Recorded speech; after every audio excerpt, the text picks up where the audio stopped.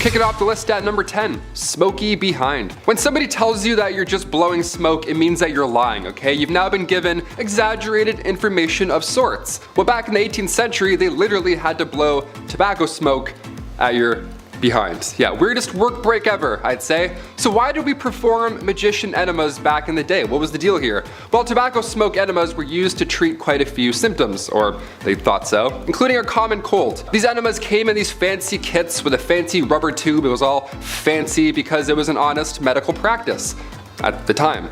It was done by legit medical practitioners. This is the funniest part. The idea was that the tobacco smoke could warm up a soon-to-be deceased body. The nicotine would stimulate your adrenal glands, jolting you back into good health.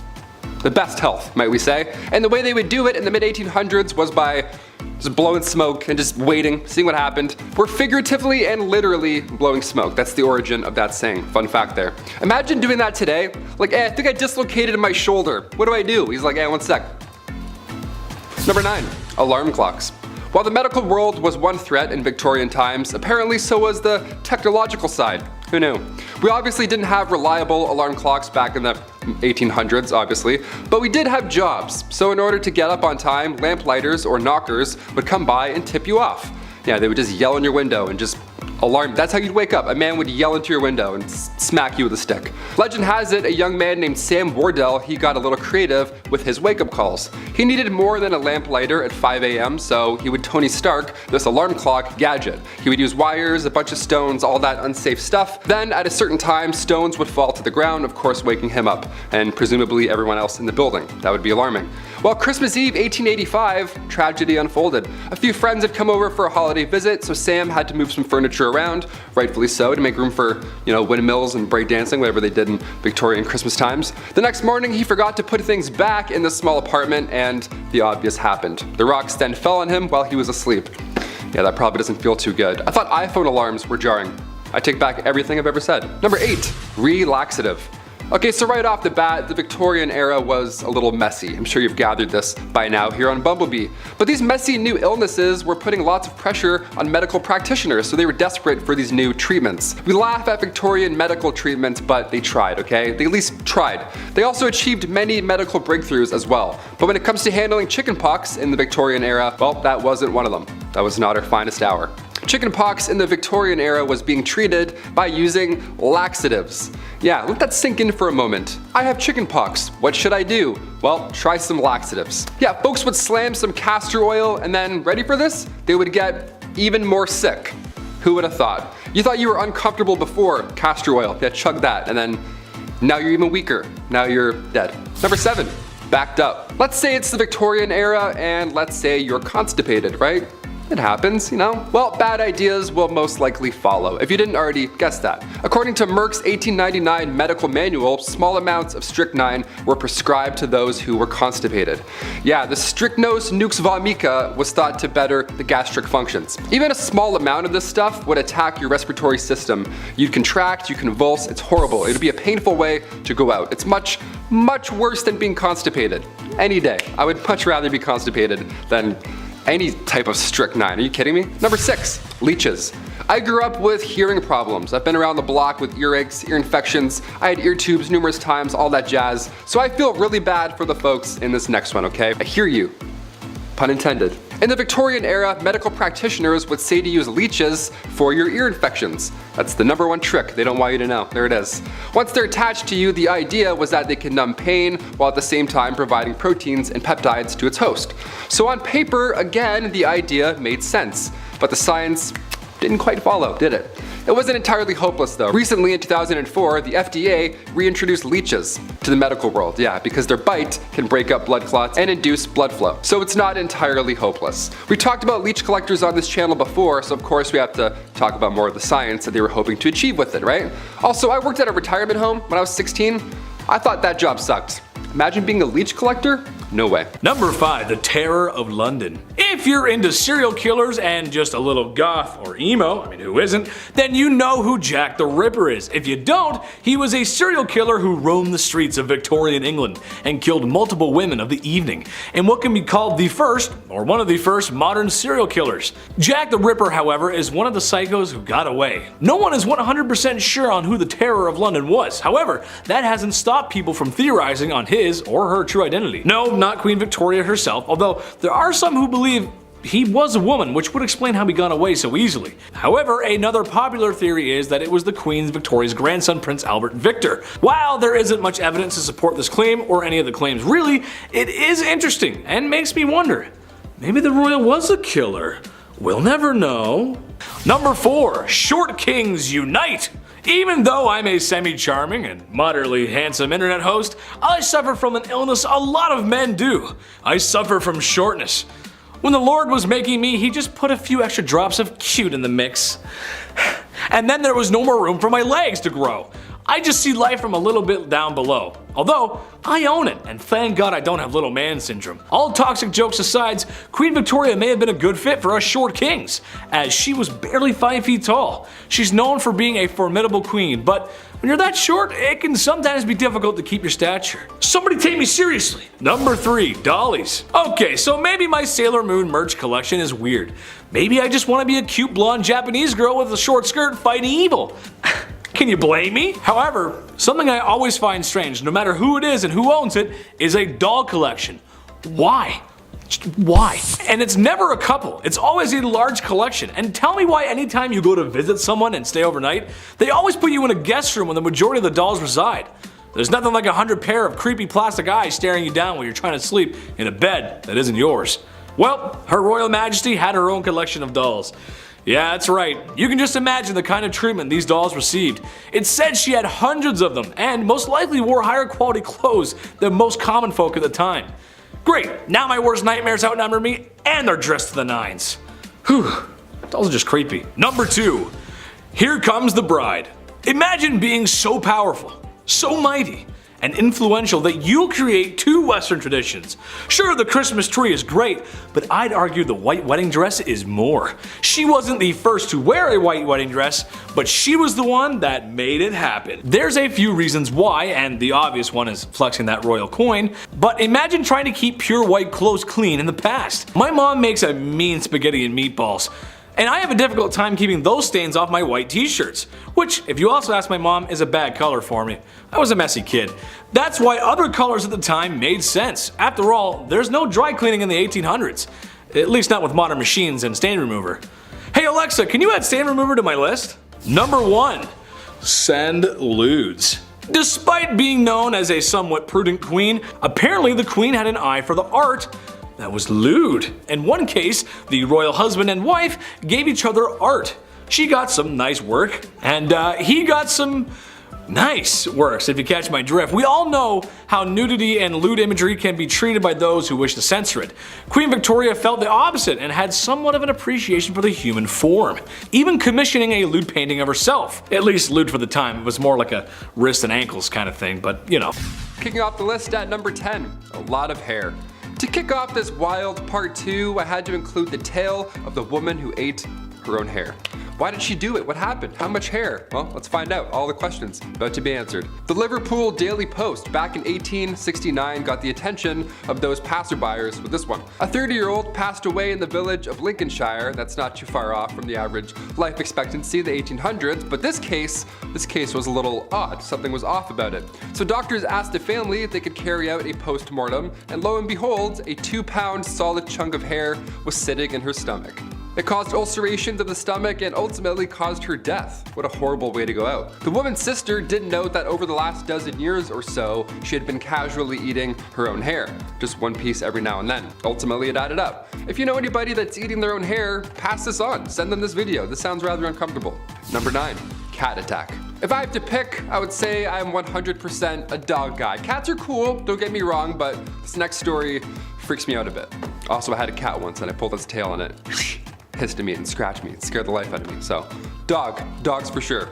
Back in 1870, a rich woman had put her time, energy, and resources into cat breeding. What a fun little hobby and lifestyle. She had tons of cats, she loved them all equally, and they loved her. I'm allergic also, so this story is my nightmare on a level. But it does sound like a cute time, I'll admit, that's a nice way. Especially like in the Victorian era, what a lovely little pocket of fun. 1800s, a lot of candles, everything being extremely flammable, disaster hit often in Victorian times. And in 1870, a fire broke out of this young woman's home, and the cats were sadly trapped in the house. They made it out alive, but by the time they made it out, the two maids that had kicked the door open to rescue them, they had gone full primal. The cats just attacked them and it was all bad. The fire in the house had obviously scared them, so when the doors were open, these two maids were both attacked by them at full force, essentially, all of these cats. Like, what a horrible thank you for saving all of their lives, you know what I mean? Number 8, quick divorce.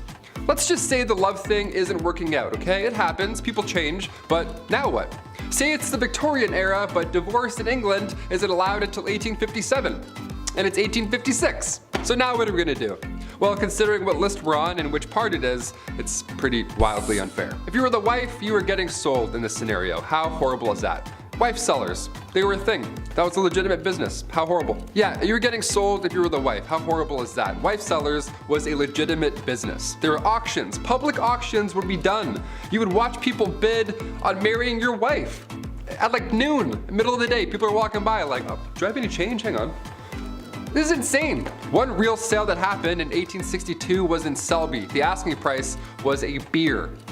The asking price for this person's wife was 1 pint. Sold, just like that. That's crazy. Sold, drank, now I'm married. That's insane. Other times, most of the time, it was a rather expensive exchange.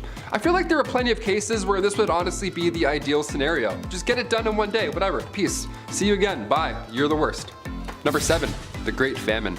We're gonna lean out of wife selling for a hot minute and include the boys for this one. Yeah, come on back in, you're all guilty. The Great Famine took out everybody, not just Victorian women, of course. Back in 1845, potato crop that a lot of the Irish population was relying on was no longer available all of a sudden. A group of microorganisms just wiped them out, just like that, and in result, around 1 million folks died or had to leave. It was draconian law and British ruling that made the exported food hard to reach people that really needed it. So this famine led to Irish independence and anti-union movements. Little fun bit of history I had to include on this one. Number 6, the Brooklyn Theater Stampede. And we're back to absolute horribleness. Here we go. I love the theater. When the pandemic shut down plays, I actually felt pretty sad. I like sitting in full rooms watching a guy in a fake wig monologue about Mozart. Like, that's my ideal Saturday night. That's the best. I don't want that to not be a thing anymore. I love theater. But today we have an obnoxious amount of distractions that can take you out of the experience. Guy's texting, fighting his ex-girlfriend 2 rows ahead of me. I'm trying to watch Joseph in the amazing Technicolor Dreamcoat. And I'm like, man, it's not the same anymore. Theater's not the same anymore. Turn off your phone. Throw a tomato at him. It can be distracting. Exit signs can also be pretty distracting. But we need them. We definitely need them. Because in 1876, the Brooklyn Theater caught fire after a single lantern fell over on stage during a performance. This was 1876. Everybody was wearing flammable attire. There aren't emergency exits yet. A fire marshal hadn't come in and counted heads at this point, so it was a disaster. 278 people lost their lives. A monument was put up after the incident. It shook the town. It was absolutely horrible. I read about this and I was like, that's horrible. We got included in. This is a horrible list. Number 5, dresses too big. This is something I'm glad isn't a thing anymore. I'm not a person who likes to dress up. I'm a simple dude. Casual and comfortable is my forte. However uncomfortable wearing suits is, I like to think I clean up well. And I understand sometimes you gotta wear drip. It's just how life goes. Sometimes you gotta dress up. I just don't think people should be showing up to any formal events in cowboy boots and a popped collar shirt. I've known a few of those people. But what I'm really talking about here is the obtuse size of women's dresses and just the whole culture of women's fashion back then. It's just crazy. Large and overbearing dresses with enough material to use as blankets when you sleep.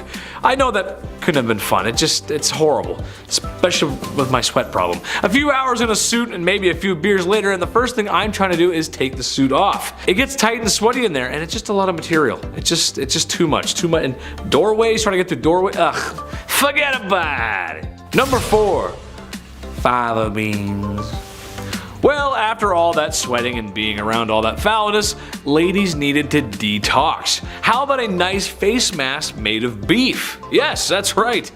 To keep their skin young and beautiful, they would drape a slice of beef over their face. Nothing like a little Hannibal Lecter before bedtime. Now I hear you saying, well Chad, that's not that bad. Okay, but think about this though. For the time period, that beef was probably yucky due to food processing practices of the time, and there's just no fridges. That means it would stinky. I hope it was at least winter before these ladies decided to beef up like that. This process of beef was supposed to rejuvenate the skin because beef contains some important vitamins for such. I can't recommend that. You just walk in with the beef and, hello darling, yes. Gross.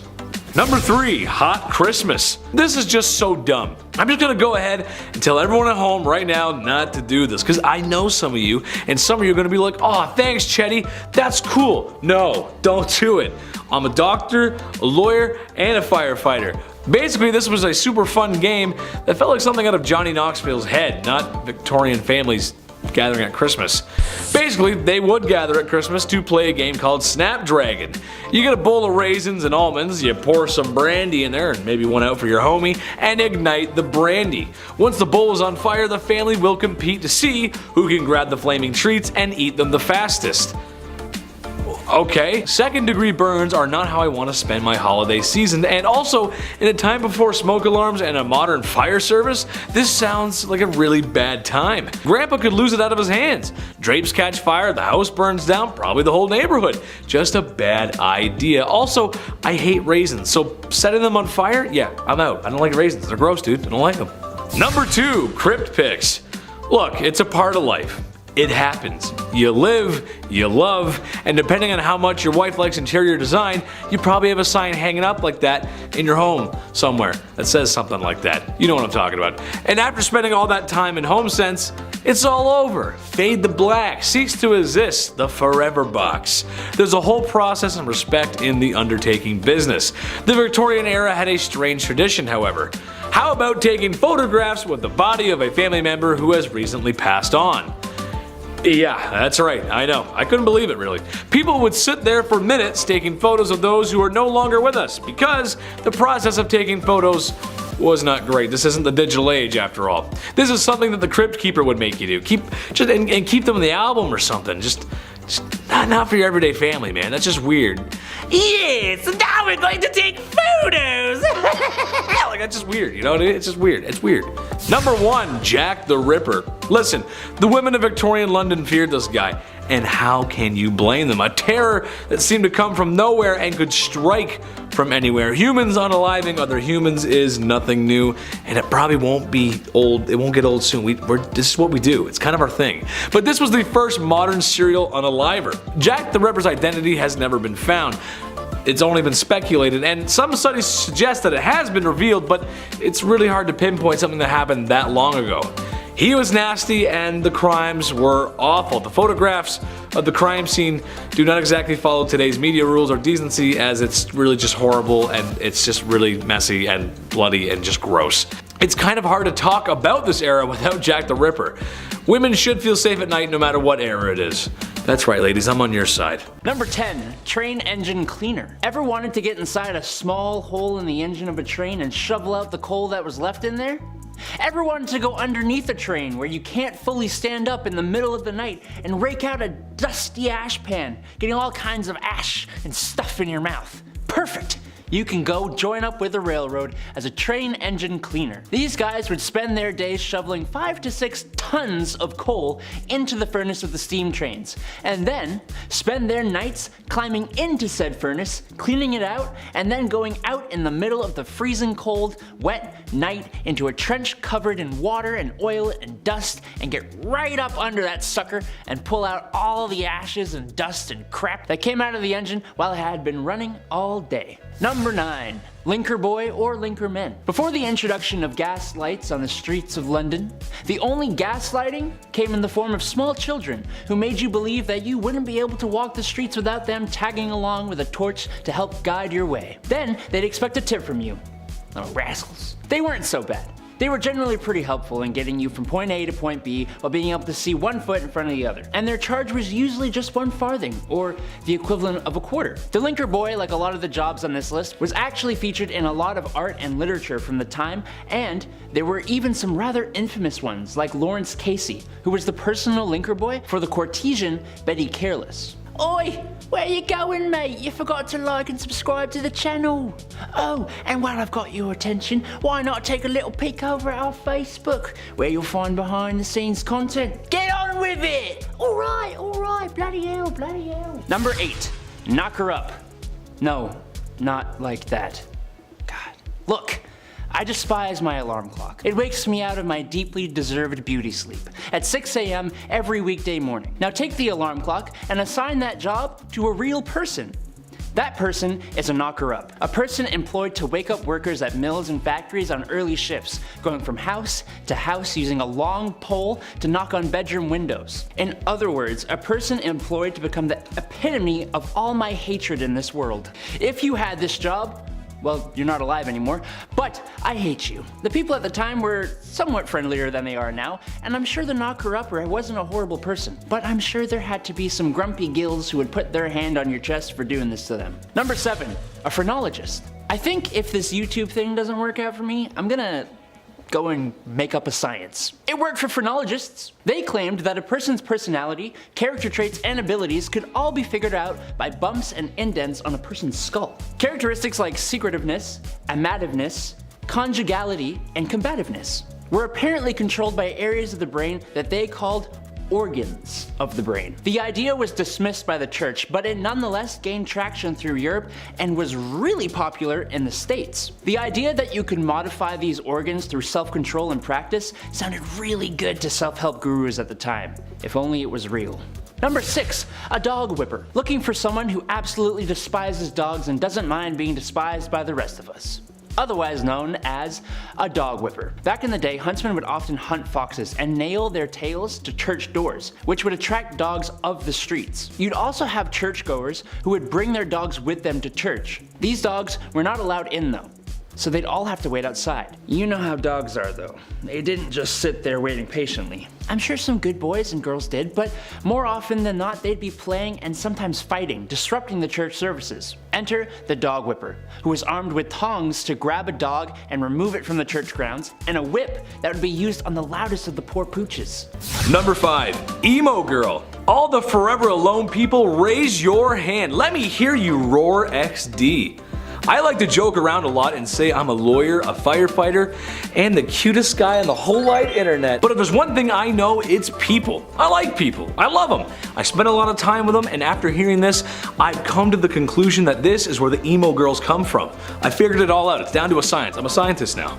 Do you ever get that feeling in your tummy on Valentine's Day because you know it's going to be another one alone? And you'll be forced to be on your own, and that means sad music and crying in your room.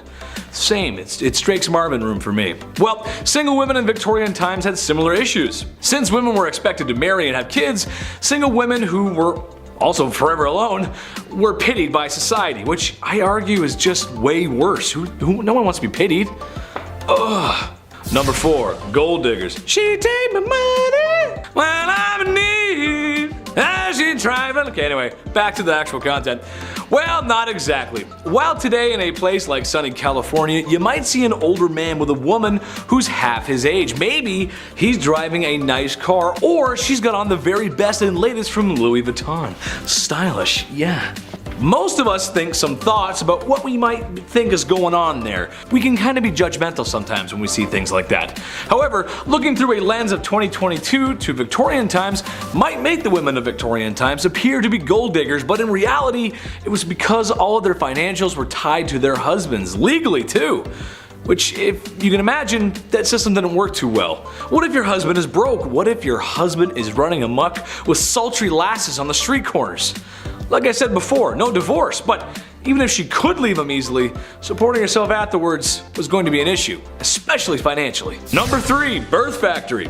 Just pump them out. The faster the better. Quantity over quality. Just get them out. The use of birth control, as you can tell, was not a common practice. Anyone who's over the age of 25, ask your grandparents how many brothers and sisters they have. I'm willing to bet it's in the 6 to 8 range. Let me know in the comments below, I'm curious. A trend that would continue for a few decades after. Education is important, and I'll get to that in my next part.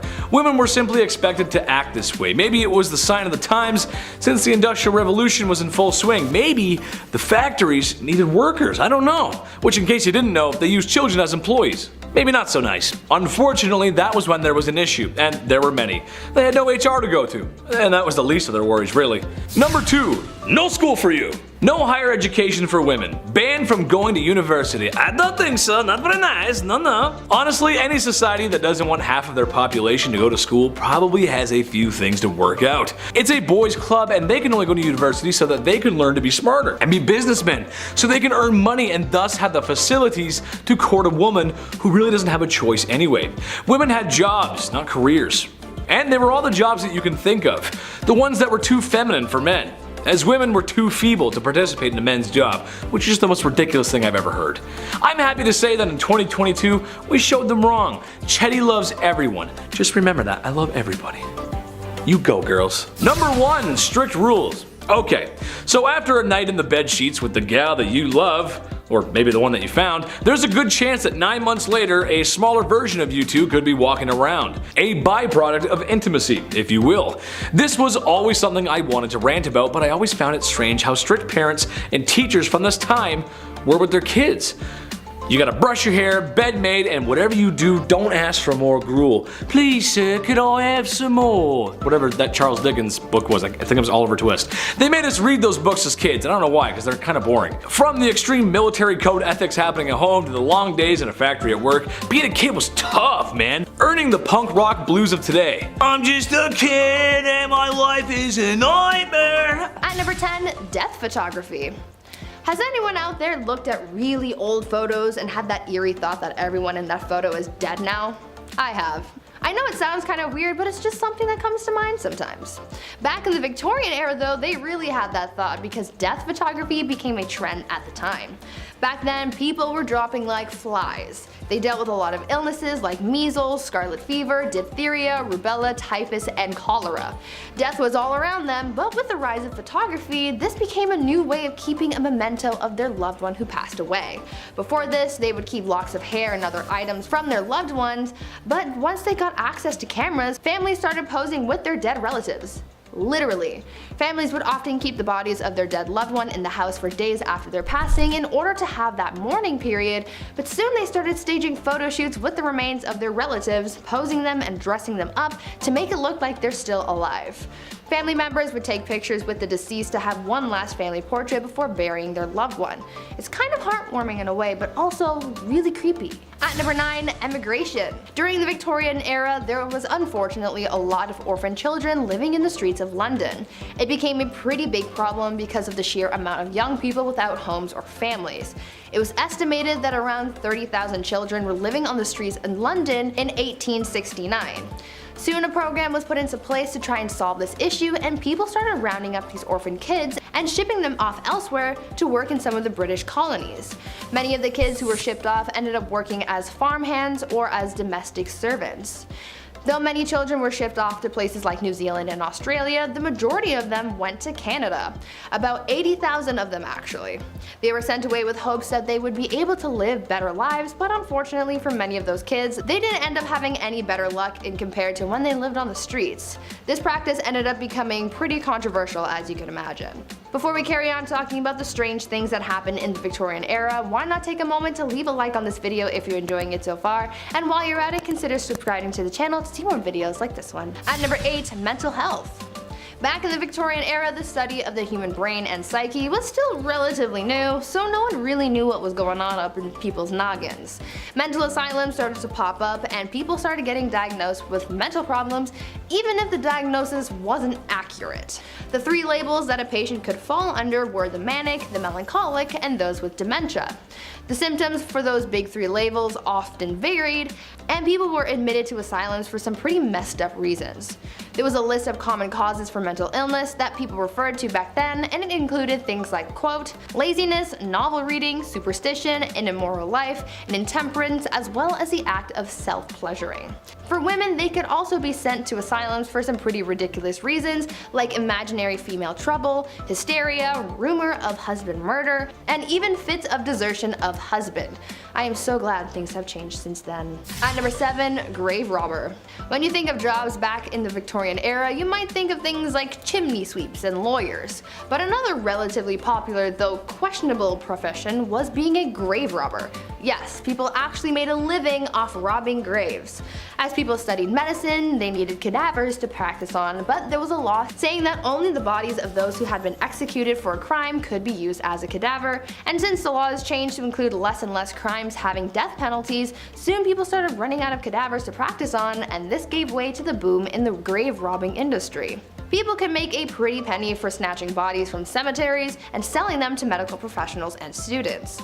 Fresher bodies went for more money, and the grave robbers not only made money off the sale of the cadaver, but they also charged a fee, so they ended up with a little extra cash in their pockets. Eventually, the grave robbing business became such a big problem that cemeteries started installing watchtowers and guards to prevent people from getting away with the dead. At number 6, beauty. I've talked about this before in some past videos, but the Victorian era was famous for its strange beauty practices, so I just had to include it on this list. You're probably familiar with the makeup from the Victorian era.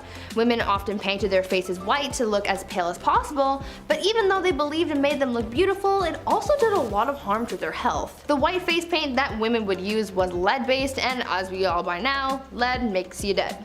But this white lead paint isn't the only thing that harmed people's skin. Women would also wash their faces with ammonia to make their skin look paler. At night, women would rub opium on their faces, and if they were really dedicated to their beauty regime, they would also ingest arsenic. They were literally poisoning themselves in the name of beauty. Women would also use mercury on their eyebrows and eyelashes, and would use lemon juice or belladonna in their eyes, which could cause blindness in some people. Once again, I'm glad things have changed.